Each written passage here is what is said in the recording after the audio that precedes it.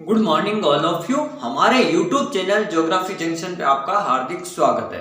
आज हम मानव भूगोल की श्रृंखला को आगे बढ़ाते हुए मानव भूगोल में अपन पढ़ेंगे मानव प्रजातियों का जो वर्गीकरण है जो विश्व लेवल पर किस प्रकार से हुआ, या उनके मानव प्रजातियों के वर्गीकरण का जो मुख्य आधार था वो क्या था, उनके बारे में अपन अध्ययन करेंगे।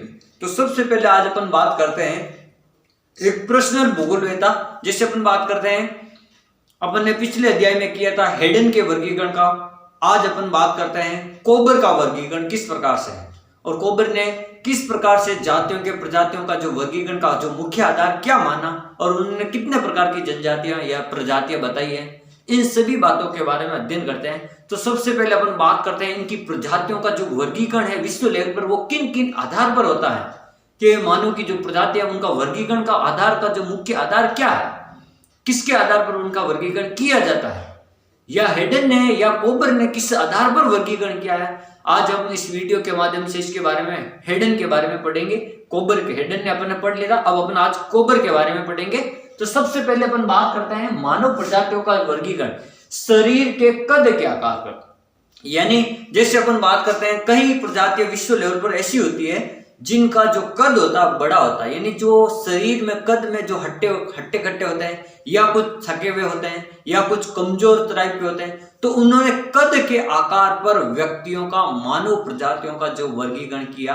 तो सबसे पहला आधार ये कद का आकार। फिर अपन बताते हैं सिर या कपाल का आकार, यानी जो किसी भी प्रजातियों या मानव प्रजातियों का जो शरीर है, जो सिर है, यानी अपन कहते हैं ये कपाल धारिता सिर के जो अंदर का भाग होता है उसके जो आकार के आधार पर उन्होंने मानव का जो वर्गीकरण किया है। किसी का जो सिर है बड़ा है, किसी का छोटा है, तो उनके आधार पर उन्होंने अलग अलग प्रकार से वर्गीकरण किया।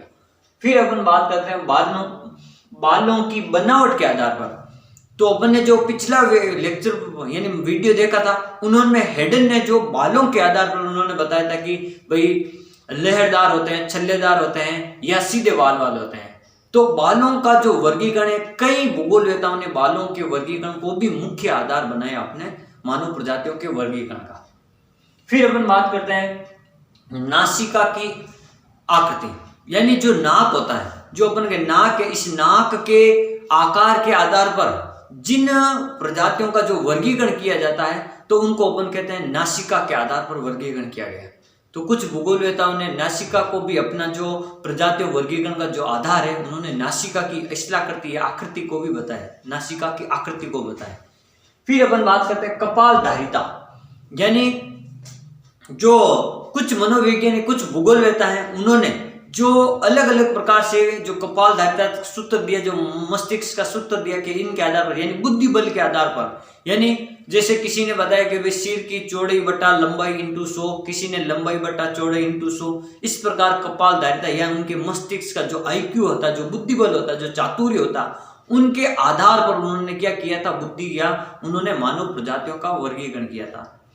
कुछ ने मुखाकृति के आकार पर, कुछ भूगोलवेत्ताओं ने जो मानव प्रजाति के जो मुख है, मुख, इस मुख के आधार पर यानी उसका मुख किस प्रकार का है, छोटा है कि बड़ा है, कि नाक लंबी है कि छोटी है, जबड़ा बाहर निकला हुआ है कि नहीं है, दांत बाहर निकले हुए हैं कि नहीं है, या आंखें अंदर घुसी हुई है कि नहीं है, या ललाट बड़ा है कि नहीं है।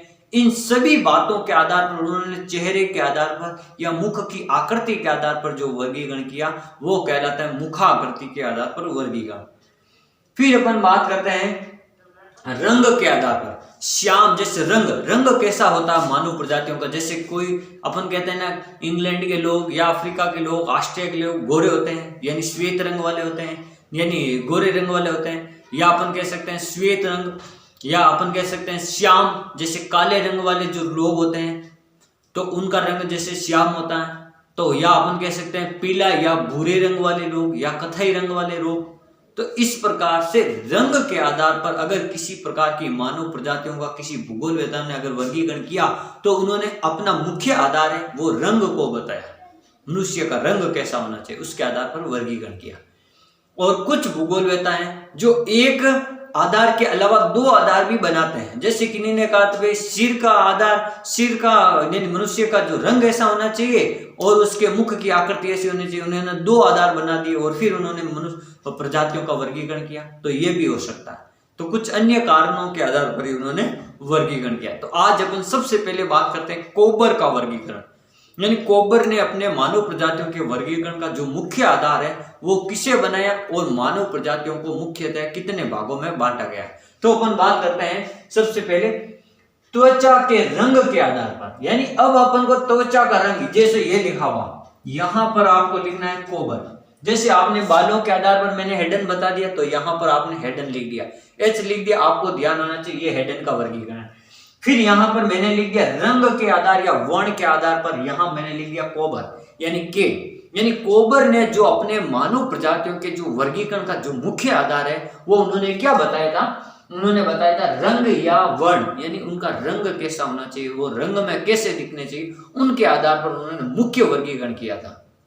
जैसे अपन बात करते हैं त्वचा के रंग यानी वर्ण के आधार पर उन्होंने 3 प्रकार से बताया, यानी 3 प्रकार की मानव प्रजातियों को वर्गीकृत किया, उप वर्गीकृत किया मानव प्रजातियों का ये कोबर ने। जैसे अपन बात करते हैं, जैसे आपको याद रखने के लिए मैं बता देता हूं, जैसे कितने भागों में बांटा, जैसे किसी को याद नहीं रहता तो जैसे मैं बता देता हूं, अपन जैसे 4-5 भूगोल वेताओं का पढ़ेंगे तो अपन भूल जाएंगे कि किसने कितने प्रकार से वर्गीकरण किया। उनका जो मुख्य प्रकार डायरेक्ट कभी कभी एग्जाम में क्वेश्चन पूछ लेता है कि जो ग्रिफी टेलर ने मुख्य रूप से कितनी मानव प्रजातियों को बताया, 6 या 7, 3, 4 ऐसे ऑप्शन आएंगे, तब आप कहीं वहां भूल सकते हो। तो मैं आपको सीधा बता देता हूं एक शॉर्ट ट्रिक के माध्यम से।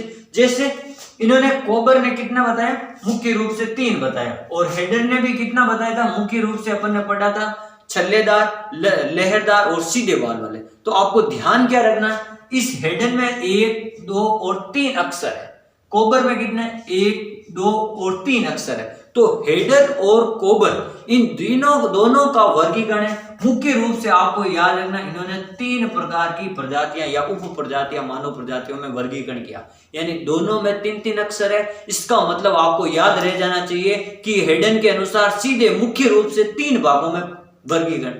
फिर आप वहां पर 3 अनुमान लगाना या आप याद रखना, लेकिन आपको मुख्य रूप से कभी कभी ये पूछते हैं कि उन्होंने किस प्रकार कितने भागों में बांटा। अगर कहीं अपन को ये भी सीधा अपन कहते 5 भागों में, तो अपन का सीधा पहले ही सवाल गलत हो गया। अब वो 5 तो कौन कौन से, वो तो नाम के तो दूर की बात है।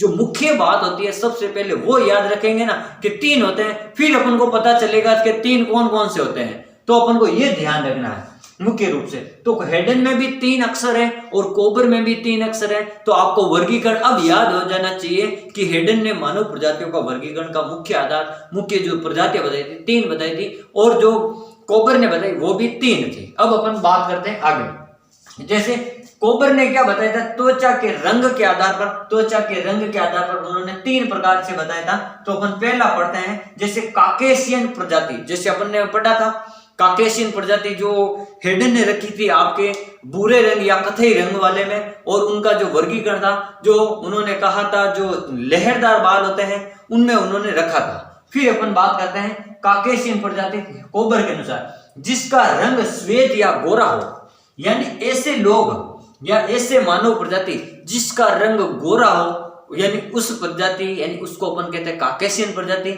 उस वर्ग में उन्होंने पहली प्रजाति को बांटा था काकेशियन प्रजाति, और रंग के आधार पर उनका रंग कैसा होना चाहिए, उनका रंग होना चाहिए गोरा या श्वेत। अब उसमें कौन कौन सी उप प्रजाति आएगी, जैसे यूरोपीय प्रजाति आती है, जैसे जिनमें नार्डिक प्रजाति, अल्पाइन प्रजाति, भूमध्य सागरीय प्रजाति और हिंदू या अन्य सम्मिलित है, कुछ हिंदू लोग भी सम्मिलित हैं। जैसे अपन ये सीधा आपको थोड़ा ध्यान रखना कि यूरोपीय प्रजाति यानी यूरोप देश के या यूरोप महाद्वीप की जो प्रजातियां हैं, जैसे नार्डिक है, अल्पाइन है, भूमध्य सागरीय, ये मुख्य रूप से आपको ध्यान रखना है।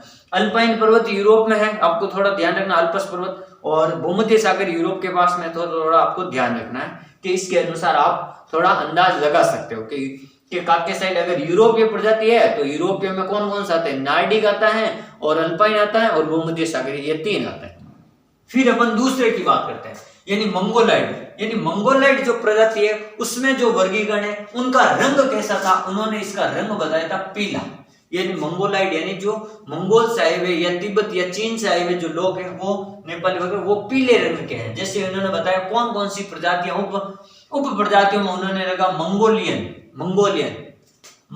मलेशियन, यानी जैसे एक तो मंगोलिया से आए, एक मलेशिया से आ गए और एक अमेरिकी इंडियन, यानी अपन कहते हैं ना रेड इंडियन, तो उनका भी रंग लगभग श्वेत या पीले टाइप का होता है। तो ये 3 प्रजाति, मंगोलियन, मलेशियन और अमेरिकी इंडियन, इसको अपन रेड इंडियन भी कहते हैं मूल भाषा में।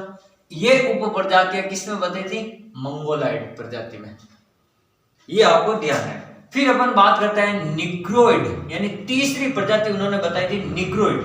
जैसे तीसरी प्रजाति में उनका रंग कैसा था, उन्होंने कहा था काले रंग वाले या श्याम वर्ण वाले, जो भगवान कृष्ण का जो रंग होता है काला रंग, सांवला रंग, उसके जैसे। तो निग्रो लोग व मेलेनेशियन व काले ड्वार्फ, जैसे मैं बता देता हूं, निग्रो तो आपने पढ़ लिया कि निग्रो, जैसे मेलेनेशियन ऑस्ट्रेलिया महाद्वीप है, इसके पास में इधर 2-3 द्वीप है, पेलिनेशिया, मेलिनेशिया, ये वाले। तो यहां पर एक ऑस्ट्रेलिया के आसपास वाले जो लोग होते हैं सभी प्रति, उनको अपन क्या कहते हैं? मेलिनेशियन द्वीप। फिर काले ड्वार्फ, जैसे कभी कभी अपन क्या देखते हैं, जैसे आपने देखा होगा वेस्ट इंडीज वगैरह के जो लोग हैं, या कुछ ऐसे लोग हैं जो गर्म या उष्ण मरुस्थलों में रहने वाले जो देश हैं, अफ्रीकी देश, वहां के कुछ ऐसे लोग हैं जो एकदम रंग में काले होते हैं, एकदम रंग में काले, ओनली फॉर उनके दांत दिखते हैं, जैसे वो हंसे तब दांत दिखते हैं, नहीं तो ऐसे लगता है कि काला भूत सा लगता है, अपन को दिखता भी नहीं है। तो इस प्रकार से जो दिखते हैं उनको कहते हैं काला ड्रप। अपन कहते हैं ना एकदम काला, ये तो दिखता भी नहीं है। और कभी कभी अपन को हंसी भी आ जाती है जब अपन ऐसे आदमी को देखते हैं अचानक में, सरप्राइज में, तो आपको ऐसा लगता है कि ये क्या है। तो उस प्रकार के जो लोग होते हैं काले रंग वाले, उनको अपन निग्रोइड प्रजाति में रखते हैं। तो अपन ने पढ़ा था कोबर के अनुसार मुख्य वर्गीकरण जो 3 प्रकार का था, एक काकेशियन लोग थे, एक उन्होंने बताया था मंगोलाइड लोग थे, और एक उन्होंने बताया था Negroid. Caucasian, Mongoloid, Negroid, Caucasian, Mongoloid और निग्रोइड, ये 3 प्रकार आपको मुख्य रूप से याद रखना है। तो इस प्रकार उन्होंने, जो कोबर थे, उन्होंने रंग के आधार पर बताया था, और हेडन ने बालों की बनावट के आधार पर मुख्य रूप से, दोनों ने 3-3 प्रकार से मानव प्रजातियों का वर्गीकरण किया। तो ये ध्यान रखना, 3-3 प्रकार। Thank you.